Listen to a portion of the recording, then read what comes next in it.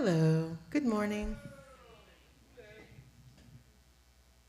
How are we doing? Great, wonderful. So, we've got Mikey D on the lyrics today, whoop, and other slides that might take place. We've got Natalie on the drums. We've got Hannah on the BGVs. We've got Alicia on the bass.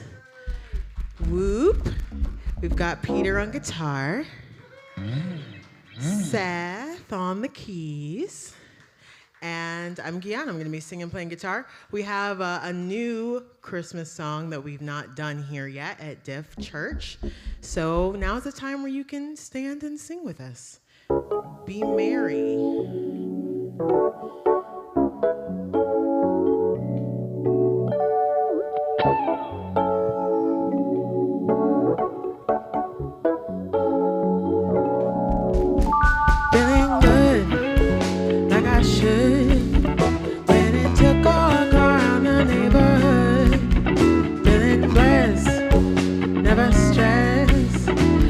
Sunshine on my Sunday best. Every day can be a better day despite the challenge. All you gotta do is leave it better than you found it.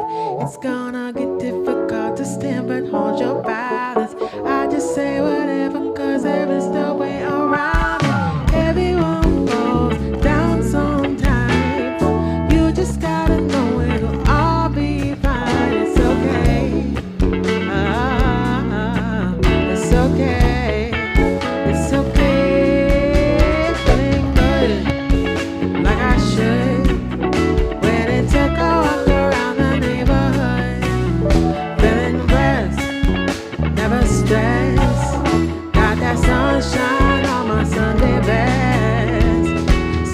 You wake up and nothing works, you feel surrounded. Gotta give your feet some gravity to keep you grounded. Keep good things inside your ears just like the waves that sounded. And just say whatever, cause there is no way around it. Everyone goes down sometime. You just gotta know it'll all be fine. It's okay. It's okay. It's okay.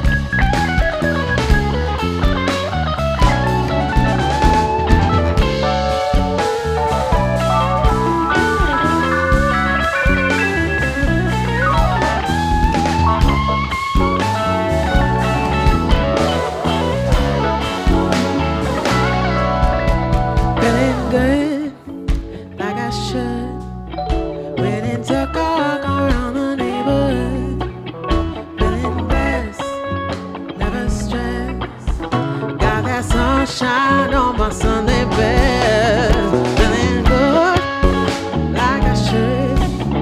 Waiting to go up around the neighborhood. Feeling blessed, never stressed. Got that sunshine on my Sunday best. Got that sunshine on my Sunday best.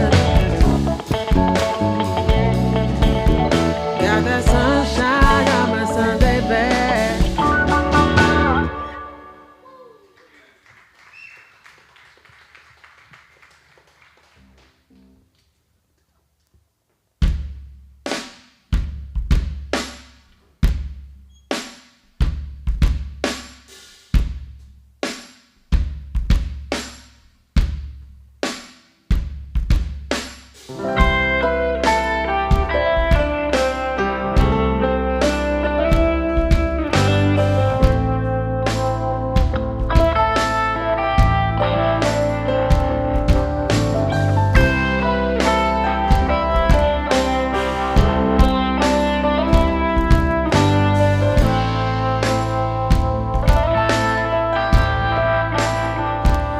you're lost and you're lonely, go figure out why.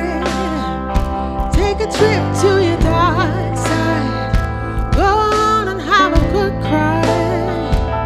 'Cause we're all lonely. We're all lonely together.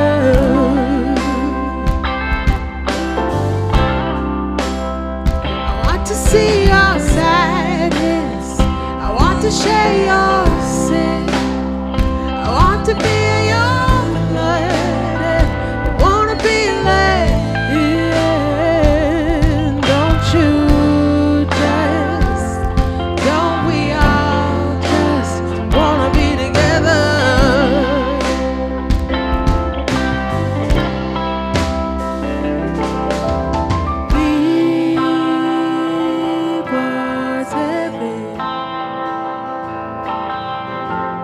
What's heavy behind?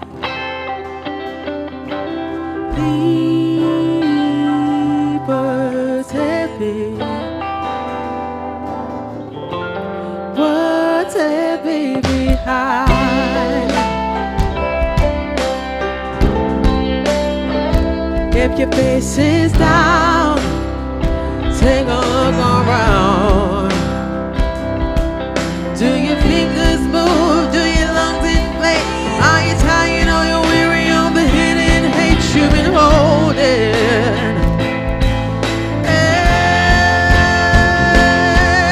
Did you lose that love, or have you never had it? Are you feeling sad 'cause you did a bad thing?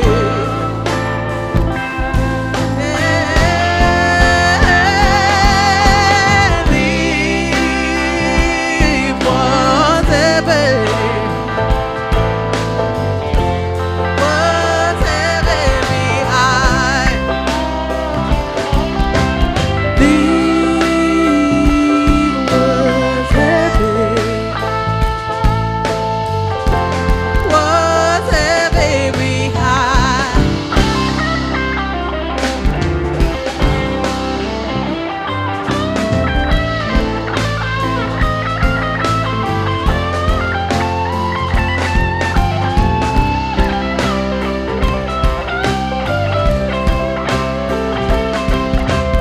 Are you feeling fearful, brother? Are you feeling fearful, sister? The only way to lose that fearful feeling, replace it with love that's healing. Are you feeling fearful, brother? Are you feeling fearful, sister? Leave what's heavy.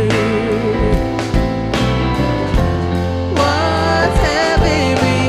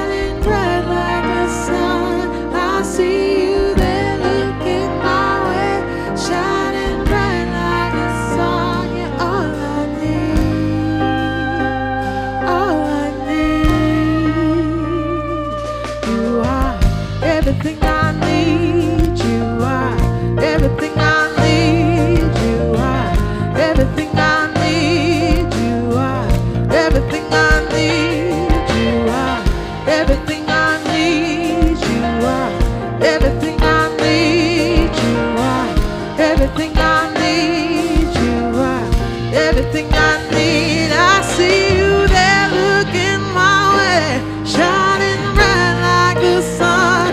I see you there looking my way, shining bright like the sun. I see you there looking my way, shining bright like the sun. You're all I need, all I need. Yeah, you are everything I need. You are everything I need. You are everything I need. You are everything I need. You are everything I need. You are everything I need. You are everything I need. You are everything I need. You are everything I need. You are everything I need. You are everything I need. You are everything I need. You are everything I need. You are everything I need. You are everything I need. You are.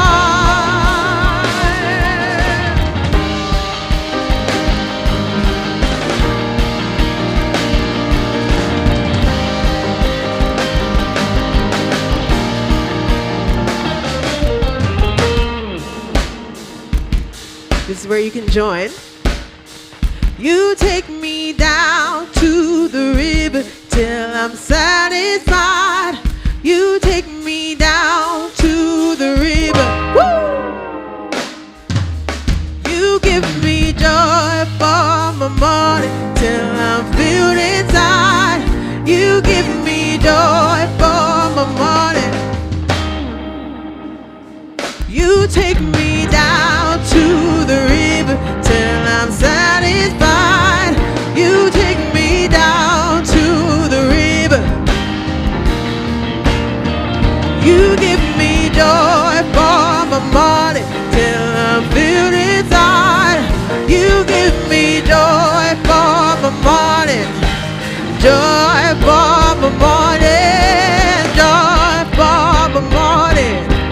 Joy for my morning, joy for my morning, joy for my morning, giving me joy for my morning, joy for my morning, give us joy for a morning, joy for the morning. You are everything I need. You are everything I need. You are everything I need. You are everything I need. You are everything I need. You are everything I need. You are everything I need. You are. You take me down to the river till I'm satisfied. You take me down to the river. Hey, you give me joy for my morning till I'm filled inside. You give me joy for my morning, joy for my morning, joy for my morning, joy for my morning, joy for my morning, joy for my morning, joy.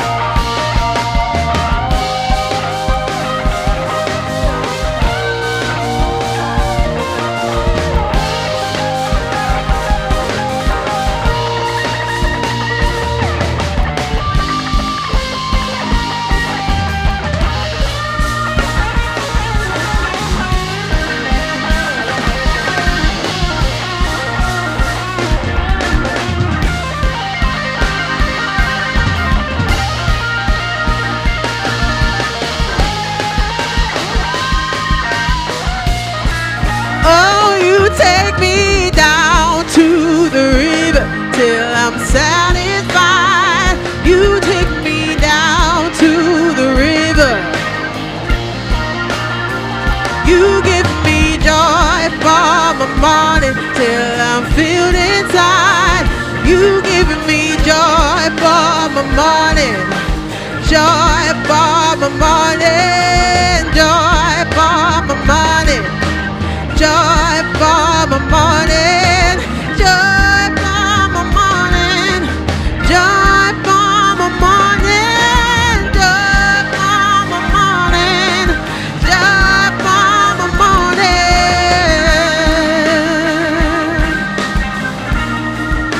Oh, you are everything I need. You are everything I need. You are everything I need. You are everything I need. You are everything I need. You are everything I need. You are everything I need. You are everything I need.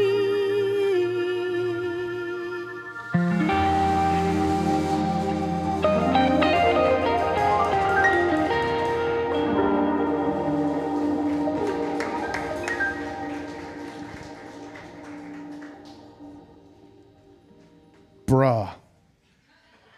That's what the kids say, right? Should that be the name of the band? Bruh. You guys crushed it. Thank you so much. Give them a hand one more time. And give yourselves a hand for being here on a crazy weather day. Means a lot to see you all. You rock. Okay. I've got a special presentation. This is going to be awesome. First of all, kids. If you come on a normal week, that's not today. Right now would be the time that the kids leave. We've got a little nursery for kids between like 1 and 3, and then an elementary area for like 4 to 8. Miss Allison, who's in the back, is in charge of that. Say, "What's up, Miss Allison?" So now would be the time that you go with Miss Allison and the rest of the volunteers, which, by the way, thank you all for being a part of the kids ministry. You're awesome. Yeah. But today's a little bit different. The kids are having a happy birthday Jesus party today. And as part of that, they wanted to share something with you that they have been working on for the past few weeks. So kids, go ahead and come on up this way and maybe hang out by the front of the stage over here. And while they're, look at Owen. No running. Watch your step right here. While they're coming up, I could use a volunteer. Maybe Andrea, can you help? Come here, Andrea. Okay. Andrea, you stand on that side. Okay. Kids. Miss Allison, why don't you put the bag on the stage right here? And Owen, can you hand the box to Miss Andrea over here? Okay. Now, kids, you stay down there. What are you, crazy? Trying to take my microphone. Oh, he dabbed on me. No.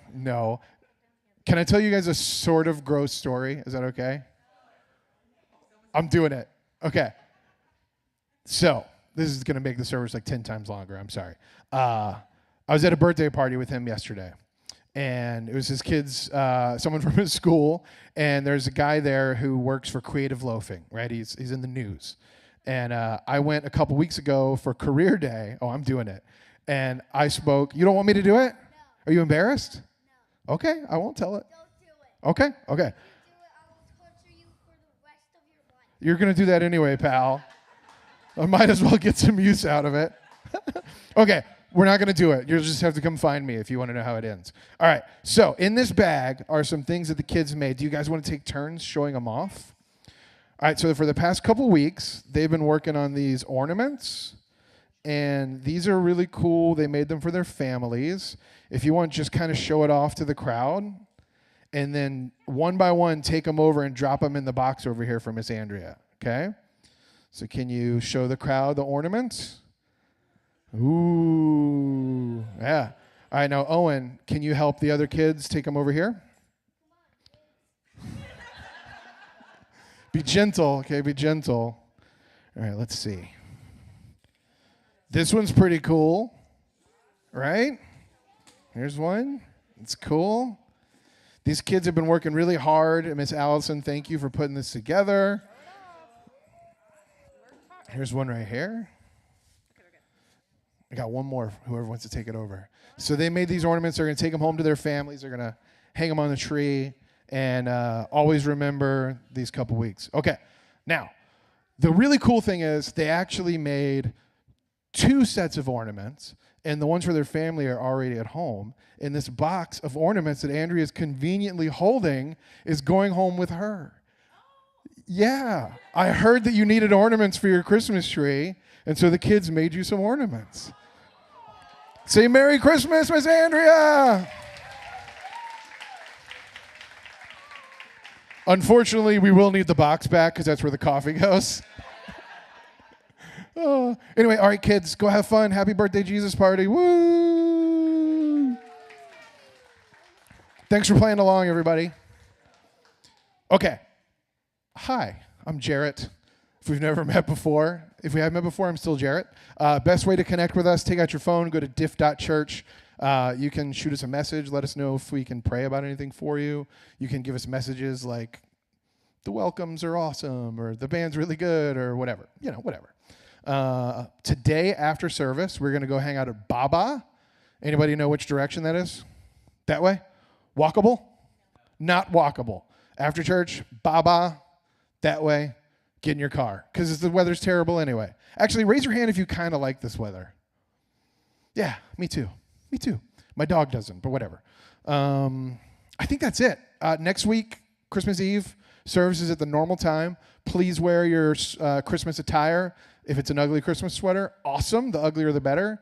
If you don't have one, that's okay. Just wear red. All right, I'm excited. The band was amazing so far. That little thing with the kids was super duper awesome. And speaking of super duper awesome, give it up for Hannah.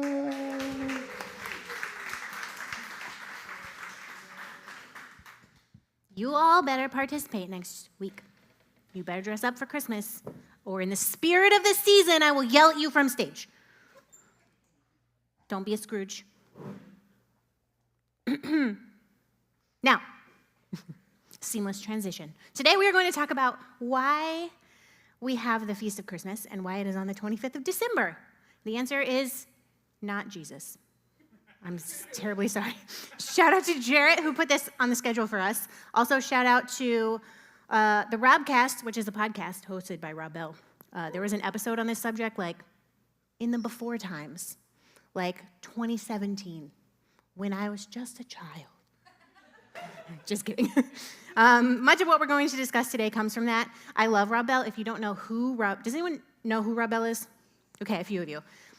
Let me give you tell me how my description of Rob Bell is about to go. He's an ex-evangelical, pastor, theologian, intellectual type guy who started to get famous when I was in youth group as a teenager, before he got kicked out of evangelicalism for being too cool, too progressive. He did a series for the youths, called Numa, which was shot in delightfully early 2000s sepia tones with cool camera angles, so no matter where he was looking, it was never into the camera.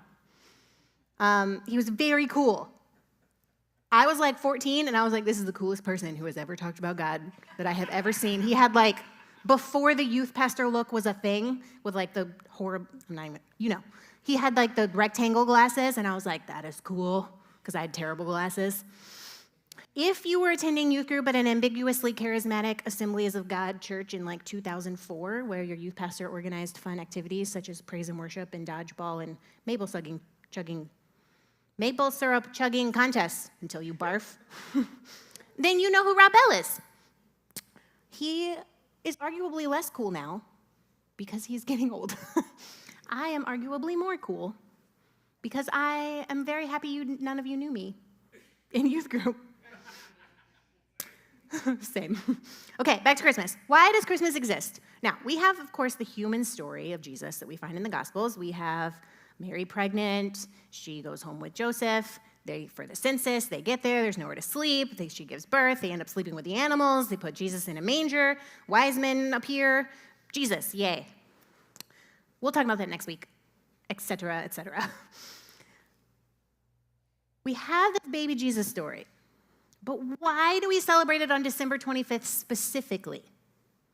So there's two ends of the spectrum when it comes to people complaining about Christmas. On the one side, there's people that are like, well, you know Jesus wasn't born in December, right? He was born sometime in June, parentheses, no one knows, but we think, maybe. And on the other side, you have people who are yelling about Xmas is terrible and you have to put the Christ back in Christmas or else, and they get offended like by red Starbucks cups. That was also a before times controversy.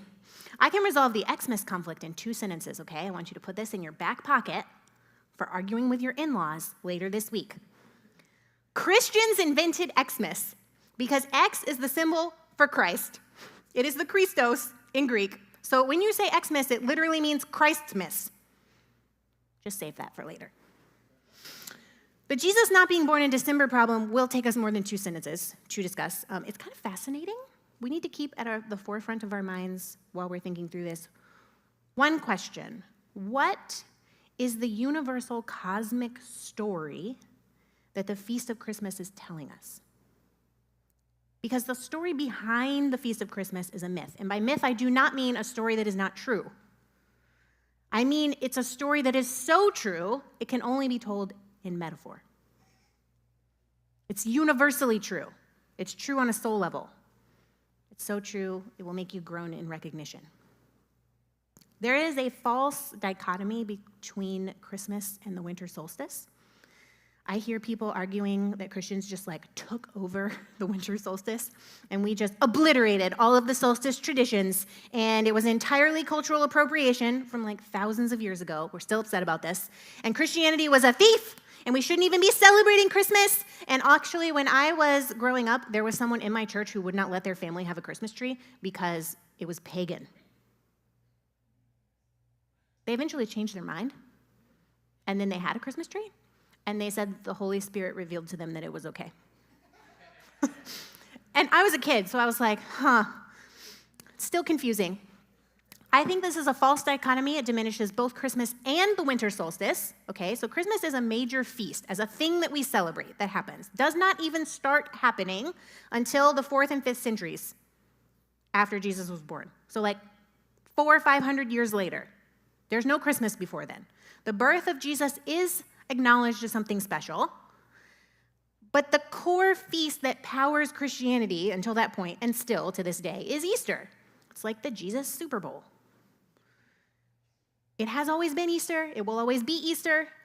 There was no need for a feast of Christmas before the 4th and 5th centuries. Why? Because Christians were in the South, in temperate climates like we live in. Christians were in the Mediterranean, and they followed the Jewish moon calendar. Then, 400 or 500 years later, Christians, they start moving north into Europe, and they go across the Alps, which, if you know about the Alps, they are mountains. And what do we know about mountains? They're freezing. There's no mountains here, but I assume you've seen TV. They crossed the Alps, they run into a people group called the Celts. Typically, we think of Celts being associated with Ireland, but really it stretches all the way from Ireland to Turkey. Everywhere above the Alps is this Celtic world, okay? And in the winter, above the Alps, it is cold. It is so cold. The snow, ice, sleet, dormant trees, nothing grows. It is nothing like the warm weather of the Mediterranean, where stuff grows all year round, even when it's mildly chilly outside. I'm wearing snow boots. I would not have survived. What is the most important heavenly body when you are in a cold climate? Is it the moon? It's the sun. Okay, so the Celtic people were absolutely dependent on the sun to make things grow, to melt the snow and ice, etc. And their most important feast of the year was the winter solstice, because this is when the sun gets reborn. Now, if you aren't familiar with the winter solstice, it's the point where the days start to get longer again. So up to this point, the daylight gets shorter and shorter and shorter. You get less and less and less. You have the solstice, and then it gets longer and longer and longer and longer and longer until you get to the summer solstice, where it starts getting shorter again. It is apparent down in Florida that it's happening, but if you are from up north or you go up north, it's way more apparent. We have daylight still. Up north, they're like, hello, darkness, my old friend. Why are you here? It's 4 p.m. Now, we are fancy scientific people, okay, who know that this is going to happen every year like clockwork, the shortening and lengthening of days. It's going to happen. We expect this. Celtic people thousands of years ago did not know this. They believed that they had to engage in spiritual practice to help the sun get reborn. And if they didn't, the sun was never coming back. Talk about anxiety. Okay? So they have a feast. The sun is dying. They have a feast to help it get reborn again. Christians are moving north out of the Mediterranean. We're trying to engage them. We're trying to talk to them, and they're having none of it. We're not speaking the same language. We tend to think of the liturgical calendar in modern church as extraneous these days. It's like adding something to our spiritual practice. We're like, oh, Lent, I might check into that this year. In those days, the liturgical calendar is based around what is going on in the earth and the water and the sky. It is absolutely essential. It's the language of the day, not just in the north, but in the Mediterranean too. All of the major feasts on the calendar, the Christian calendar, come from something that is happening in the earth. The only one that is even remotely historical, meaning based around its specific date, is Easter. Everything else is predicated on the earth and the sky and the water and the physical impact of those things on us. Now, in our modern evangelical mindset, this seems very scandalous to us. We're like, that sounds like pantheism. What do you mean all of our Christian festivals are based on the earth? Okay, let me tell you why it's not that. There are two great incarnations. Incarnation is a fancy word that means what embodies the divine. We are all familiar with the second one, Jesus, the literal embodiment of God. Modern Christians tend to get stuck there and forget about the first great incarnation, which is the beginning of time, when God puts God's self into the cosmos. God spoke and things became, right? In John it says, the beginning was the Word, and the Word was God, and the Word was with God, and God speaks, and the Word becomes something, which means our very fabric of the universe is imbued with God's presence. The heavens declare the glory of God. So the very essence of creation reflects and gives evidence of God. And because we have two incarnations, not just one in Jesus, we have two, and they are the incarnation of the same thing, which is God, they must complement each other. They have to affirm each other. They have to speak the same language because they're the same thing. So the Celts are just not understanding what the Christians are trying to tell them. We're trying to tell them about the moon, and they're talking about the sun. So the Christians are like, hey, what do you celebrate? Celts tell us about the winter solstice and how meaningful it is to them. And then we have this point of connection because Christians finally understand where they're coming from. And the Christians say, oh, we know that story. But for us, it's bigger than the birth of the sun. The sun being reborn each year brings new life and new freshness to the earth so that things can grow and be healed. And for us, that story is not just about the rebirth of the sun. It's about the rebirth of the power that is behind the sun's power, the power that is beyond the power that brings new life and freshness, not just to the earth, but to everything in the universe. In modern Christianity, we have separated Christmas from the dark night sky and the dead earth and the dying trees. We're just like, Christmas, yes! We turn into little insane Christmas monkeys, which I love. I'm for it. We don't think about the sun dying, okay? We're like, yes, Christmas trees and presents and Jesus, baby, and cool. The point of this is the sun is dying. That's depressing. There is a phase of faith, separate from deconstruction, where we realize things were sometimes changed because of political agendas and adjusted a little bit throughout history, and the Bible is used to further certain agendas, right? And then we start to think, is everything rigged? And this is the phase of faith I like to call conspiracy. And the statement I hear a lot is these dumb Christian holidays are just mimicking pagan holidays. And the answer is yes, that is true. But not because they're being stolen or overtaken, but because there was truth in those festivals already. It wasn't fighting against truth. It was Christ followers saying, we know that story. And we have an addition that may add depth for you too. I have a couple of examples of this, but let's talk about for a second why it's on the 25th of December. So today, Christmas Day, the 25th, is separate from the solstice, which is either on the 21st or the 22nd. Why? Because 1,500 years ago, when we were developing the Feast of Christmas, we were under the Julian calendar, developed by Julius Caesar, and that calendar had 362 days in it, which is fine back then. But if you fast forward 1,600 years, that means the month of December is now in the springtime because we've been losing 3 days out of every year for centuries. So Pope Gregory is like, something's wrong here. We have to fix this. So he created the Gregorian calendar, which we still follow. It has 365 days plus 1/4 of a day that's just out there in the universe that we collect every 4 years. And we're like, ta-da! Now we're back on track. My mother-in-law was actually born on leap day, which I think is impossibly cool. So now there's an issue because we've changed the calendar and now there's 3 extra days in the year. So every Christian festival has a 3-day slippage. We're like, oh no, it's 3 days later than it was before. And what we were celebrating was predicated on what was going on with the sun and the earth. And winter solstice is now 3 days before Christmas. So what should we do? There's like thousands of pages written about this. I don't know if you know this, but it's not just Christians, regular Christians who like to argue. Theologians also. So thousands of pages were written on the virtues and vices of moving Christmas back to the solstice day, where it had always been, or leaving it on the 25th, 3 days later. And the clue, if you're paying attention, as to why the decision was made to leave Christmas on the 25th is because it occurred 3 days after the solstice. What in Jesus' life waited 3 days? The resurrection. You see. We also have the added effect that solstice literally means sun stand still. And on the day of the solstice and for 2 days afterwards, the naked human eye cannot perceive that there is more light.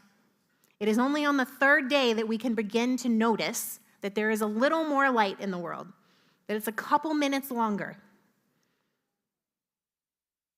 Christmas morning then becomes the first moment that humans can see that the light is growing again. Creation itself is announcing this. You guys are not impressed enough. I know I'm Pentecostal, okay, but I have Holy Spirit goosebumps, okay? Get with the program. Nature tells the story that the Gospels amplify. You cannot divorce God's very self in the cosmos from God's very self in Jesus Christ. Okay, some examples of added depth. On the day before the solstice, 1224, the Celts decorated a sacred tree. They traditionally decorated this every year. They didn't have like a little tree in each house like weirdos like we are. They did not cut down a tree and bring it to the center of their village. They built a village around a tree, a sacred tree.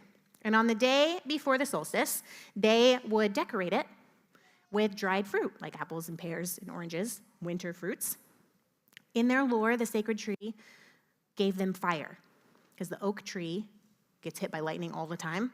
And so apparently many billions or however long years ago, lightning hit the tree and they were like, wow, and they got fire. And so therefore they celebrated the sacred tree every year. And the Christians see this and go, oh, we know this story. In the birth of Jesus, we're readmitted to the Garden of Eden. And here is the tree of life that you are celebrating. We know this story. That's the tree at the heart of the garden that has food for everyone to eat, even in the winter. And on the 26th, which is the day after the solstice, the Celts would kill a wren and pour its blood on the ground. Very metal. To symbolize rebirth. The men specifically had to do this because the wren somehow represented like phallic energy and they had to like kill it so that the earth could be reborn. The women did not have to participate on account of they knew about birth already. And the Christians saw this. They saw them doing this and symbolizing self-sacrifice so that the community could live and the earth could be reborn. And they said, we know this story. And they made it into the Feast of Stephen, who was the first martyr who gave it all for love. Later, that turned into a day where you gathered up your food and your resources and clothing and you boxed it up to share with people in need. Hence why we have Boxing Day. Not that we celebrate that in America. The Canadians do, but they're much nicer than us. That was like a painful laugh. Y'all were like, it hurts. It's true, but it hurts. Right? So are you following along? This has such significance because in the deepest, darkest part of the year, when you are so far from the fall harvest where everybody has food and everything is taken care of, and you are so far from the spring where things are going to grow again, what is being celebrated? Generosity. The lesson is that community is how you move through the darkness. We are to resist all the parts of ourselves that want to pull in and be self-protective. The true direction is to share and share and share and to sacrifice your own energy and resources so that the community as a whole, including you, can live. For those of you who insist that Christians just took over the solstice, you should know that the influence went both ways. We did not just kick in the door and demand that they do things our way. The Celts and their traditions influenced us too, and this is my favorite one. So the Celts, the tree is their greatest vehicle of understanding God. Okay, it's a sacred connector of all. When we run into them, and by we I mean Christians, the Celtic understanding of the sacred tree changes the shape of the cross. So before we run into them, it's an equidistant cross, so like a plus sign. That is what the cross looked like. After we run into the Celts, it now looks like a T. The beam moves up to represent the sacred tree that connects everyone. Also, another example is our 12 days of Christmas comes directly from the Celtic 13 days of them celebrating their goddess. And the Christians were like, And the Celts were like, we still want to do that. And we were like, okay. We're a little squeamish about the goddess, so we'll just call it the 12 days of Christmas. But if you're counting, it's 13. Christmas and then 12 days. That still equals 13. We changed literally nothing about how they celebrated. We were just like, well, okay, we'll take that. We'll just call it the 12 days of Christmas. Thank you. How do we give a good gift to the world? How do we share good news? Because that's the commission of Jesus, right? Go and share the good news. And that's the attitude of Christianity at its best. Now, we have gone in and crushed and beaten and taken over, and that we forever have to atone for and apologize for that. But that was not always the attitude, and to say that it was is just inaccurate. When it comes to Christmas, we did not go in and say, this is the true way of doing this, and you better get with the program or else.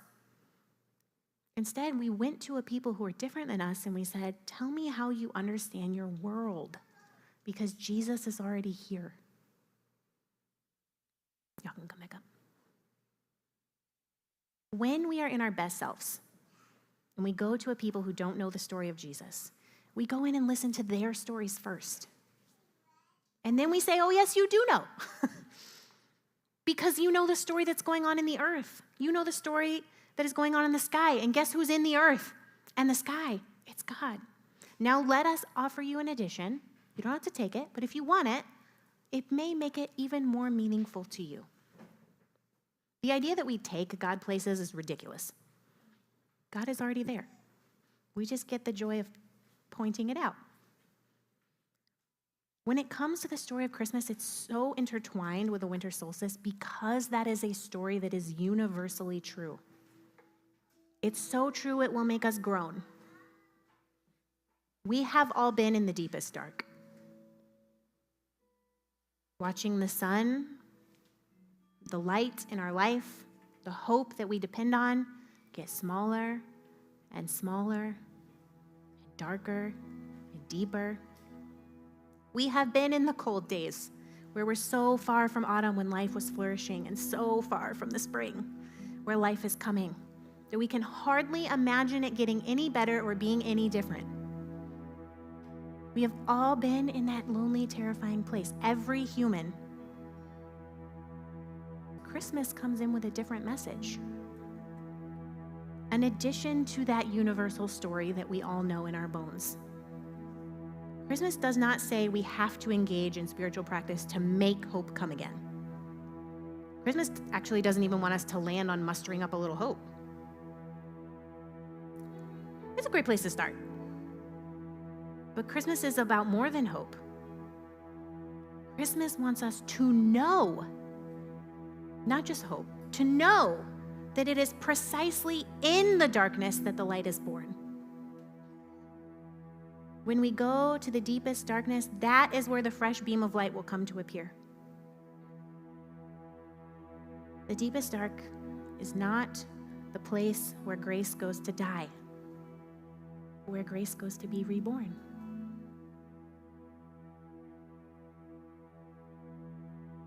Are you listening? The deepest dark is not where grace goes to die. It is where grace goes to be reborn. And that is the message of Christmas. We have 2 more songs. If you'd like to stand and sing with us, and then I will come back and give you a benediction. And you all know this one, so sing along.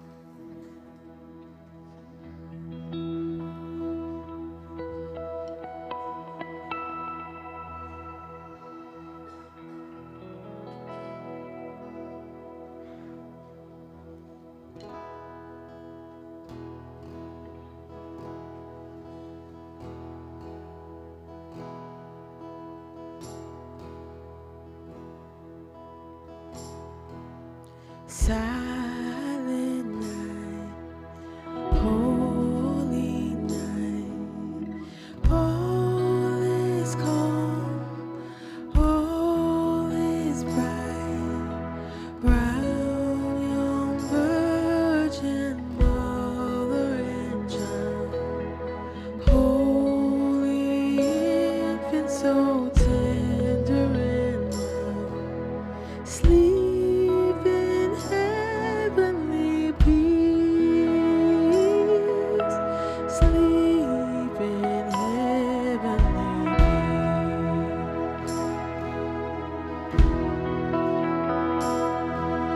Silent night, holy night, shepherds praise at the sound, glory streams from heaven above, heavenly hosts sing hallelujah, and hearts beat. Christ the Savior is born.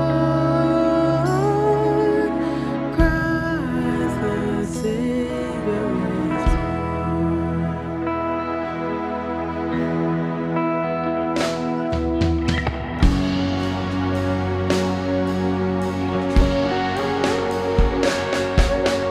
Silent night, holy night, Son of God, love's pure light, ray beams from my heart, with the dawn of redeeming grace. Jesus, Lord, at thy birth. Jesus, Lord, at thy birth.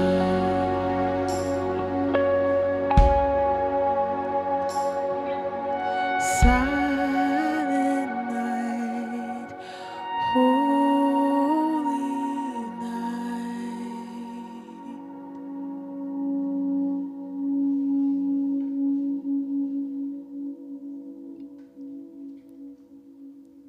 So I chose this last one. It's special because I first was introduced to it in high school. So it kind of has always stuck with me.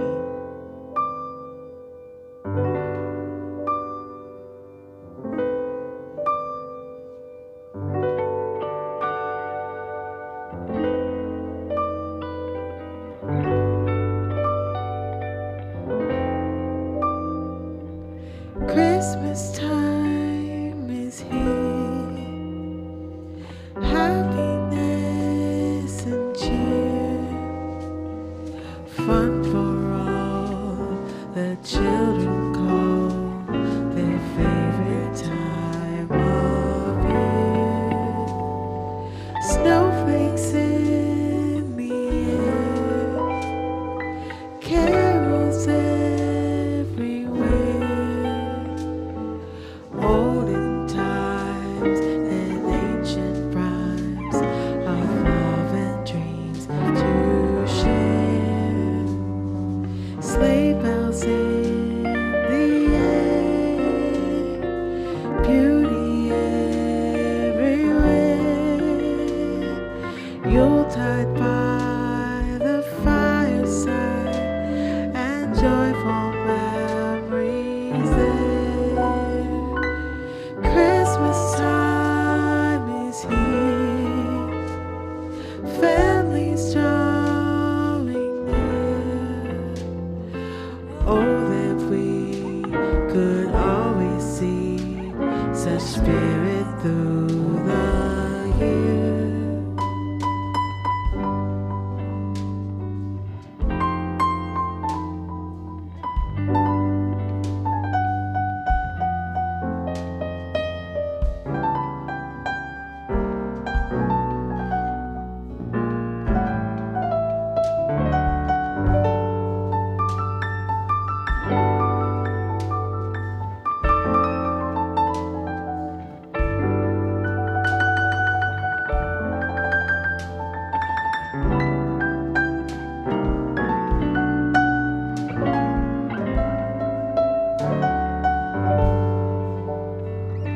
Sleigh bells in the air, beauty everywhere, Yuletide by the fireside, and joyful memories there.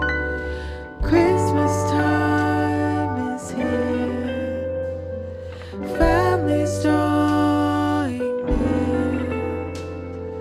Oh, that we could always see such spirit through the year. Oh, that we could always see such spirit through the year.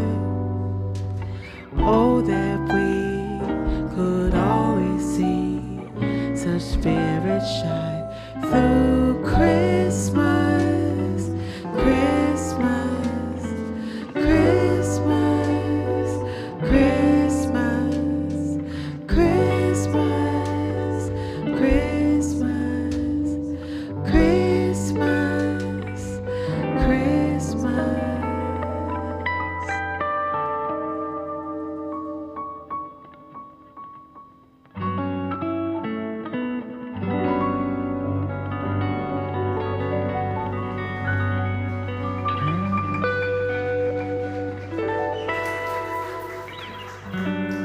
You can be seated.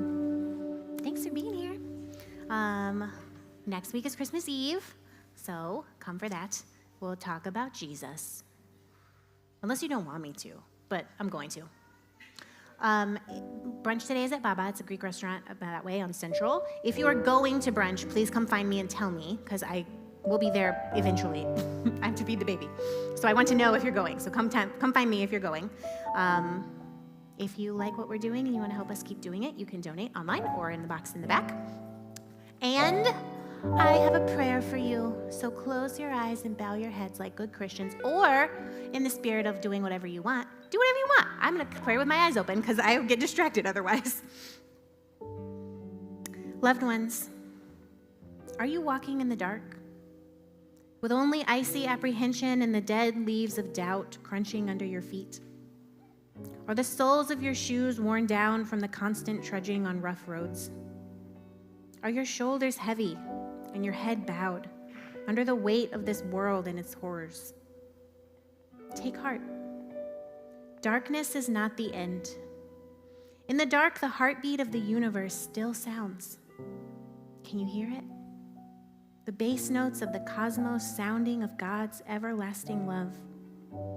The deepest dark is not the place where grace goes to die. It is the place where grace is reborn.